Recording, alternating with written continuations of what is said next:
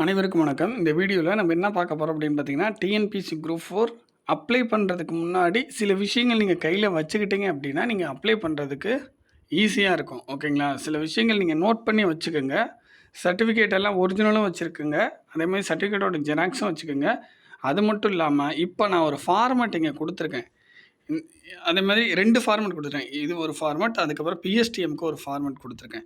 So, இந்த ஃபார்மேட்ட நீங்க கையில வச்சுக்கிட்டு, உங்க சர்டிஃபிகேட்ட பார்த்து அழகா எல்லா இடத்துலயும் ஃபில் அப் பண்ணிட்டீங்கன்னா, நீங்க நீங்களா அப்ளை பண்றதுக்கும் யூஸ்ஃபுல்லா இருக்கும். அதே மாரி உங்களோட ஃப்ரெண்ட்ஸ் யார்ட்டயாவது குடுத்து நீங்க அப்ளை பண்ண சொல்றீங்க அப்டின்னா, அவங்களுக்கும் ஈஸியா இருக்கும். உங்களுக்கும் ஈஸியா இருக்கும். நீங்க பக்கத்துல உட்காந்து அழகா செக் பண்ணிக்கலாம். அல்லது இ-சேவா மையத்துல போய் நீங்க அப்ளை பண்ணாலும் சரி, இல்ல எந்த ப்ரௌசிங் சென்டருக்கு போய் நீங்க அப்ளை பண்ணாலும் சரி, இந்த ஃபார்மேட்ல நீங்க சில விஷயங்கள ஃபில் அப் பண்ணி வச்சுக்கிட்டீங்கன்னா, உங்களுக்கு டக்கு டக்குன்னு சொல்றதுக்கும் ஈஸியா இருக்கும். அதே மாரி சர்டிஃபிகேட்ட வந்து ஒரு ஆர்டர்ல வச்சுக்கிட்டீங்கன்னா, உங்களுக்கு ஈஸியா இருக்கும். ஃபர்ஸ்ட்டு என்னென்ன தேவைன்றத சொல்றேன்.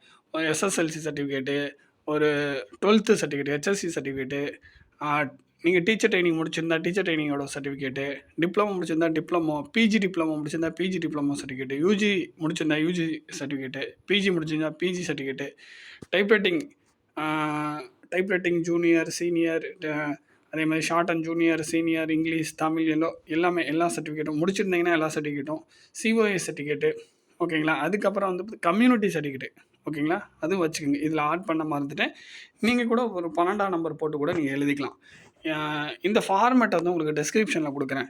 ஓகேங்களா? நீங்க டவுன்லோட் பண்ணி இதில ஃபில் அப் பண்ணி நீங்க ப்ரௌசிங் சென்டருக்கோ, அல்லது நீங்க எங்க அப்ளை பண்ணணும்னு நினைக்கிறீங்களோ, அந்த அப்ளை பண்ற இடத்துக்கு நல்லா நீட்டா உங்க சர்டிஃபிகேட்ட பார்த்து ஃபில் அப் பண்ணி இதையும் சேர்த்து எடுத்துட்டு போனீங்கன்னா, உங்களுக்கு ஈஸியா இருக்கும். ஆனா, இதில எடுத்து எழுதும்போது தப்பு பண்ணிறக்கூடாது.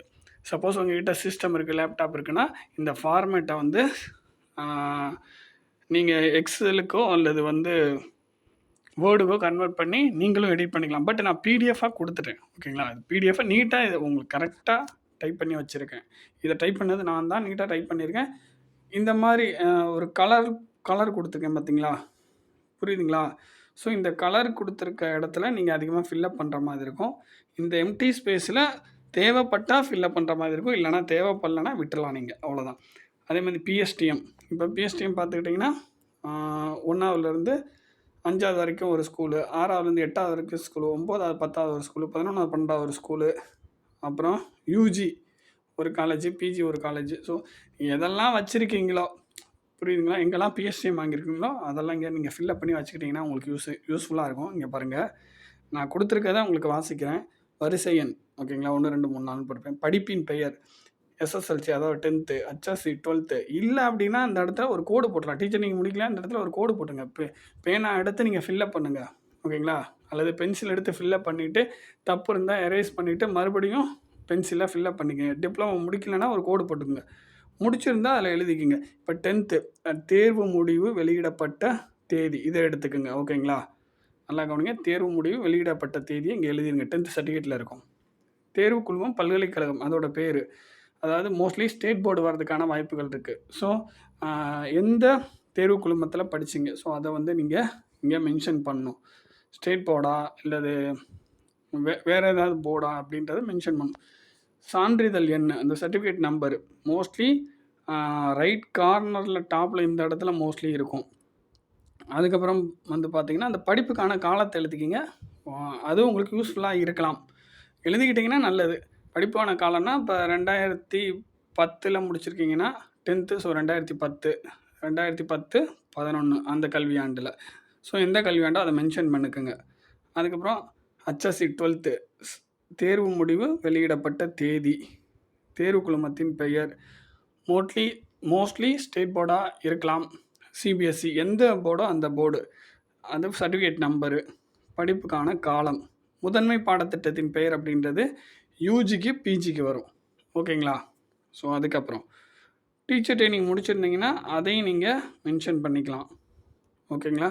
டிப்ளமோ, யூஜி தேர்வு முடிவு வெளியிடப்பட்ட தேதி, தேர்வு குழுமம், பாரதியார் யூனிவர்சிட்டியா, பாரதிதாசன் யூனிவர்சிட்டியா, அடுத்து சான்றிதழ் என்ன, முதன்மை பாடத்திட்டம் அதாவது பிஎஸ்சி கம்ப்யூட்டர் சயின்ஸ் படிச்சிருந்தீங்கன்னா, இந்த இடத்துல கம்ப்யூட்டர் சயின்ஸ்ன்னு போடணும். படிப்புக்கான காலம் அதாவது 2018லேருந்து 2021 வரைக்கும் படிச்சிருக்கேன். அந்த மாரி விஷயங்கள் இங்க ஃபில் அப் பண்ணணும். அதே மாரி யூஜி, அப்புறம் டைப்ரைட்டிங் நான் இங்க சீனியர்ன்னு குடுத்துட்டேன். ஓகேங்களா? மோஸ்ட்லி நீங்கள் சீனியர் முடிச்சிட்டிங்கன்னா சீனியரை வச்சு அப்ளை பண்ணணும். ஒருவேளை ஜூனியர் மட்டும்தான் இருக்குன்னா ஜூனியர்னு மென்ஷன் பண்ணிக்கலாம். வேலை கிடைக்குமா கிடைக்காதான்றது அது அடுத்த விஷயம். நீங்கள் என்ன முடிச்சிருக்கீங்களோ அதை கொடுங்க, அவ்வளோதான். சீனியர்னு கொடுத்துங்கன்னா ஜூனியர் முடிச்சிருந்தா இங்கே ஜூனியர்னு போட்டுக்கோங்க நீங்கள், அவ்வளோதான், வேறு ஒன்றும் இல்லை. ஓகேங்களா? இந்த இடத்துல நிலை கொடுத்தாச்சு சீனியர்னு, நீங்கள் ஜூனியர்னா ஜூனியர் போட்டுக்கலாம். சான்றிதழ் என்ன? ஓகேங்களா? இங்கே நான் என்ன கொடுத்துருக்கேன்னா சான்றிதழ் வழங்கிய தேதி. இது வந்து technical examination typewriting shorthand சிஓஏக்கு இது பொருந்தும். ஸோ சான்றிதழ் வழங்கிய தேதியை வந்து இங்கே மென்ஷன் பண்ணிடலாம் இந்த இடத்துங்களில். ஓகேங்களா? ஸோ அதுக்கப்புறம் வந்து இது வந்து உங்களுக்கு அப்ளிகபிள் இல்லை, இதில் வராது. இந்த இடத்துலையும் வராது, இந்த இடத்துலையும் வராது, இங்கெல்லாம் வராது. ஸோ இந்த இடத்துல சிஓஏக்கு வந்து டைரக்டரேட் ஆஃப் டெக்னிக்கல் எஜுகேஷன் வரும். அதுக்கப்புறம் சர்டிஃபிகேட் நம்பர் வரும். ஓகேங்களா? எல்லாத்துக்கும் இவ்வளோ தாங்க விஷயம். இதெல்லாம் ஃபில்லப் பண்ணி வச்சுக்கோங்க. வேறு ஏதாவது உங்களுக்கு எக்ஸ்ட்ரா தேவைப்படுதுன்னா இப்போ 12ன்னு போட்டுட்டு கம்யூனிட்டி சர்டிஃபிகேட், அதை கம்யூனிட்டி சர்டிஃபிகேட்னு போட்டு அந்த சர்டிஃபிகேட்டோட நம்பரு, எப்போ வந்து அந்த சர்டிஃபிகேட் வழங்கின தேதி, யார் வழங்கினா, ஸோ இதையும் நீங்கள் போட்டு வச்சிங்கன்னா ஒன் டைம் ரிஜிஸ்ட்ரேஷனுக்கு யூஸ்ஃபுல்லாக இருக்கும். ஒன் டைம் ரிஜிஸ்ட்ரேஷன் நீங்கள் பண்ணலை அப்படின்னா. அதுக்கப்புறம் பாருங்கள் பிஎஸ்டிஎம் பாருங்கள், நல்லா கவனிங்க. கிளாஸு 1 to 5 அல்லது 1 to 10 அல்லது 1 to நீங்கள் எத்தனை ஸ்கூலில் படிச்சிருக்கீங்களோ அத்தனை ஸ்கூலுக்கும் நீங்கள் பிஎஸ்டிஎம் வாங்கணும். 1 to 5னா இங்கே 1 to 5. ஓகேங்களா? அடுத்த மோடு என்ன மோடுன்றதை இந்த இடத்துல டைப் பண்ணிக்கிங்க, கையில் எழுதிக்கிங்க. அடுத்து இயர் ஆஃப் ஸ்டடி 2010லேருந்து 2011 வரைக்கும். ஸோ எதுவோ அது உங்களுக்கு எது வந்து எலிஜிபிளோ, நீங்கள் எந்த டைமில் முடிச்சிருக்கீங்களோ அது. Medium of instruction Tamil. Issuing authority mostly head master வரலாம் 10th 12க்கு. ஓகேங்களா? பிஎஸ்டிஎம் சர்டிஃபிகேட் இஷ்யூ பண்ண டேட்டு, இப்போ வாங்கியிருக்கீங்கன்னா இன்றைக்கி வாங்கினா இன்றைக்கி டேட்டு, இல்லை போன வருஷம் வாங்கியிருக்கீங்கன்னா அந்த டேட்டு. போன வருஷமோ அதுக்கு முந்தின குரூப் 4க்கோ அப்ளை பண்ணதை யூஸ் பண்ணலாம். பட் ஃபார்மெட் வந்து டிஎன்பிசி கொடுத்துருக்க ஃபார்மெட்டாக இருந்தால் போதுமானது. பழசும் நீங்கள் எடுத்துக்கலாம், அதை அப்ளை பண்ணலாம் அப்படின்ற விஷயத்தை தெரிஞ்சுக்குங்க. அதுக்கப்புறம் நேம் ஆஃப் இன்ஸ்டியூஷன், உங்களோட ஸ்கூலோட நேமு, டிஸ்ட்ரிக்ட்டு, பின்கோடு, அதுக்கப்புறம் கவர்மெண்ட்டாக ப்ரைவேட்டாக எய்டடாக அதை இந்த இடத்துல கொடுக்கணும். ஸோ இவ்வளோ தாங்க. அப்புறம் காலேஜ் வரும்போது அதே தான். ஸோ அதுக்கு தகுந்த மாதிரி விஷயங்களை நீங்கள் ஃபில்லப் பண்ணிக்கோங்க. யூஜி பிஜினா புரியுதுங்களா? இப்போ ஆல்ரெடி நம்ம வீடியோ போட்டிருந்தோம். என்ன வீடியோனா அப்ளை பண்ணுறது சம்மந்தமாக.